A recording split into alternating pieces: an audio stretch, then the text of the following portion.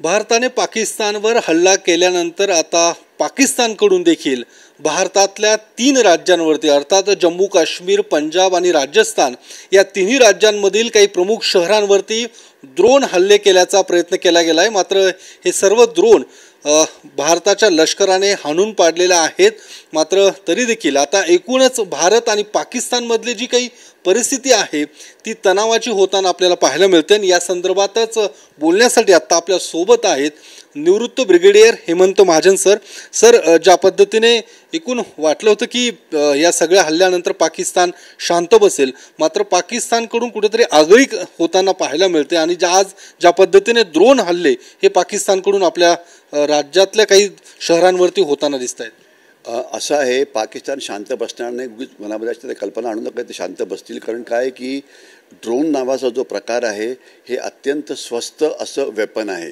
म्हणजे जर एक फायटर एअरक्राफ्टची किंमत जर समजा 800 कोटी 1000 कोटी असेल तर ड्रोन तुम्हाला 5 कोटी 10 कोटी 15 कोटी अशा किमतीने मिळू शकतं। म्हणजे डिपेंडिंग अपॉन त्याची रेंज काय आहे। मी त्याला स्वस्त म्हणजे त्याला गरीब माणसांचं एअरफोर्स असं म्हटलं जातं। तर आणि दुसरं काय आहे की पाकिस्तानकडे ड्रोन तर स्वतःचे आहेतच, परंतु त्यांना ड्रोन देण्याकरता तुर्कस्तान नावाचा देश आहे। तुर्कस्तानचे ड्रोन्स हे सर्वात चांगले मानले जातात, कारण ते ॲक्च्युली या युक्रेन युद्धात ते वापरले जात आहेत। तर म्हणून ड्रोनची संख्याही पुष्कळ असते, तर ते हल्ले हे होतील।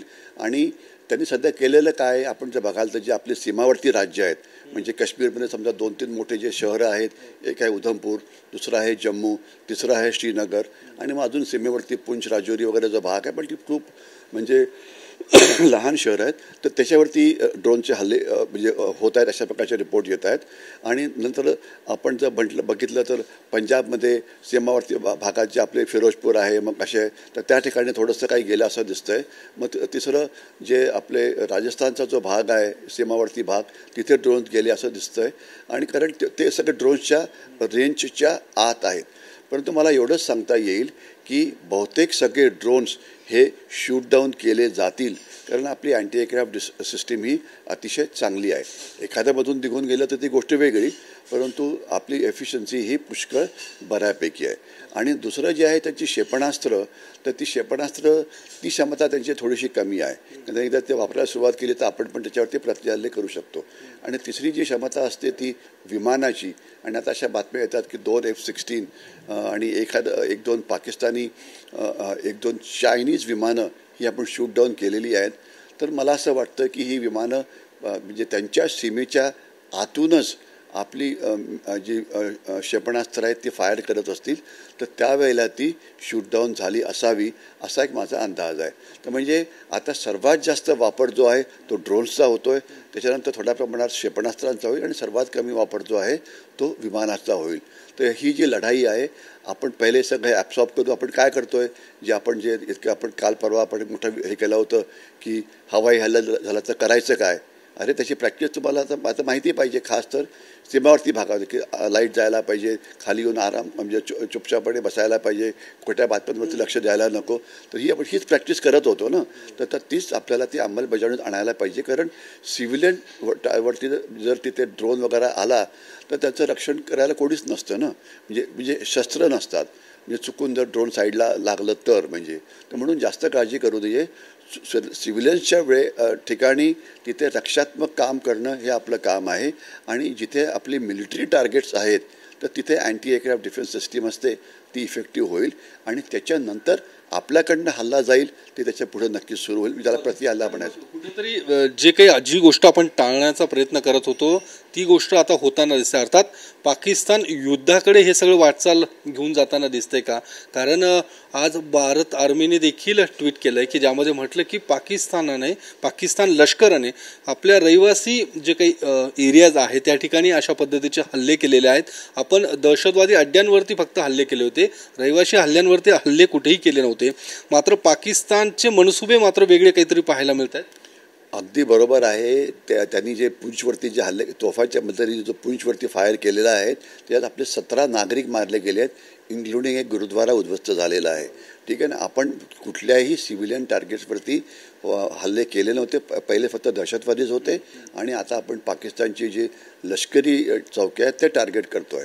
तर म्हणजे ज्याला आम्ही म्हणतो एस्केलेशन लॅडर, म्हणजे युद्धाची व्याप्ती आता ही वाढताना दिसते आहे. तर ही वाढणार आणि मग आता आपण किती ड्रोन्स फायर करायची, किती हे करायची, हे आपल्याला येणाऱ्या काळामध्ये दिसेलच. परंतु नंतर मग याचं रूपांतर ज्याला आपण म्हणू शकतो की पारंपरिक हल्ल्यामध्ये सुद्धा होऊ शकतं.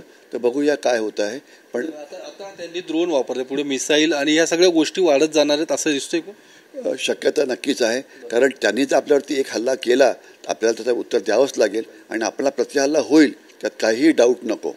फक्त म्हणजे थोडंसं आपण आपला एक वेळ घेतो, टार्गेटचं हे करतो आणि ते होईलच ते. तर म्हणजे एस्केलेशन होतं आहे, युद्धाची व्याप्ती वाढते आहे, हे आपल्याला नक्कीच दिसतं आहे. या सगळ्या याच्यामध्ये ज्या पद्धतीने आज देखील लष्कराकडून जी काही पत्रकार परिषद घेण्यात आलेली आहे, ज्यामध्ये आपल्या 16 लोकांचा मृत्यू झालेला आहे, त्या सगळ्या रहिवासी पुंछमध्ये जी काही गोळीबार झाला त्यामध्ये सगळं, या सगळ्या याच्यात पाकिस्तानची आगळी कुठेतरी थांबेल असं वाटतंय. असं आहे की एकदा युद्धाची व्याप्ती वाढली की मग त्याला काय म्हणायचं की रिव्हेंज आणि काउंटर रिव्हेंज हे सुरू होतं आणि त्यांनासुद्धा बियॉन्ड अ पॉईंट काही थांबता येत नाही. तर त्याच्यामुळे माफ करा, मी असं म्हणेन की युद्धाची व्याप्ती कुठपर्यंत वाढू शकते. तर माझा एक थोडंसं एक लष्करी ऑफिसर म्हणून माझा असा एक अंदाज आहे, जोपर्यंत पाकिस्तानकडे पुरेशी ड्रोन्स आहेत तोपर्यंत ते फायर करतील, कारण ड्रोन हे स्वस्तातलं वेपन आहे आणि त्यांना त्यात त्यांची माणसं मारली जातात. विमान पडलं तर त्याचा पायलट पकडला जाऊ शकतो आणि मग पुष्कळ नुकसान होऊ शकतं, पण तसं ड्रोनमध्ये नाही आहे. तर म्हणून ड्रोन्सचा वापर केला जाईल, ती व्याप्ती वाढत राहील आणि तोफांचा वापर केला जाईल, ती व्याप्ती वाढेल. स्मॉल आर्म्सचा वापर केला जाईल, ती व्याप्ती वाढेल. मिसाईलचा वापर थोडा कमी प्रमाणात होईल, कारण मिसाईलची जी संख्या असते ती लिमिटेड असते आणि सर्वात कमी प्रमाणात जो वापर आहे तो जमिनी युद्धाचा केला जाईल. तर आता आपली मी ज्याला म्हणतात आपली सहनशक्ती किंवा युद्ध करण्याची क्षमता, तर ती आपली भरपूर आहे, पाकिस्तानची मात्र कमी, कारण पाकिस्तानकडे ॲम्युनिशन पुष्कळ कमी आहे. तर त्याच्यामुळे यावेळेस त्यांची ॲम्युनिशन संपेल, त्यांचं हे होईल, तर त्यावेळेला त्यांची जी युद्धाची जी तीव्रता आहे ती कमी होईल. पण सध्या तरी काही दिवस एस्केलेशन होऊ शकतं, अशा प्रकारचा आपण अंदाज करू शकतो. पण या सगळ्या पार्श्वभूमीवरती पाकिस्तानच्या पंतप्रधानांकडून सातत्याने भारताला धमकी दिली जात आहे. काल देखील त्यांनी म्हटलं की रक्ताच्या एक एक थेंबाचा आम्ही बदला घेऊ आणि अशा पद्धतीने एकूण पोकळ ज्या धमक्या आहेत त्या दिल्या जाताना.